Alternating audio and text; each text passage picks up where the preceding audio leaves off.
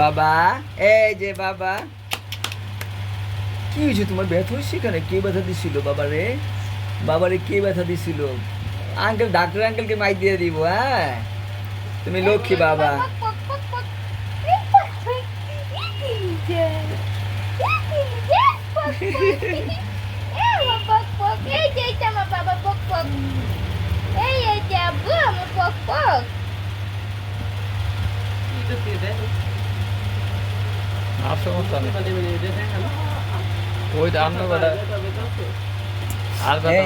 আপনি জানতো ব্যথা সে অনেক ময়লা হয়েছে। পরিষ্কার করে দিন। হ্যাঁ হ্যাঁ হ্যাঁ, এদিকে আসো। হ্যাঁ, আসো।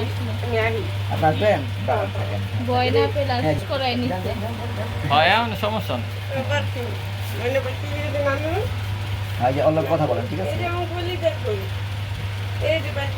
দেখো কত ময়লা।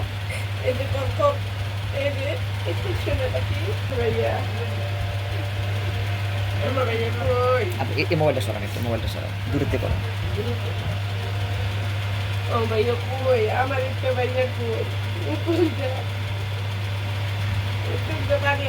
তোমার এই যে নানু, এই যে পক পক কোথায় আমাদের? এই যে না ইয়ে বাবা, বাবা কোথায়?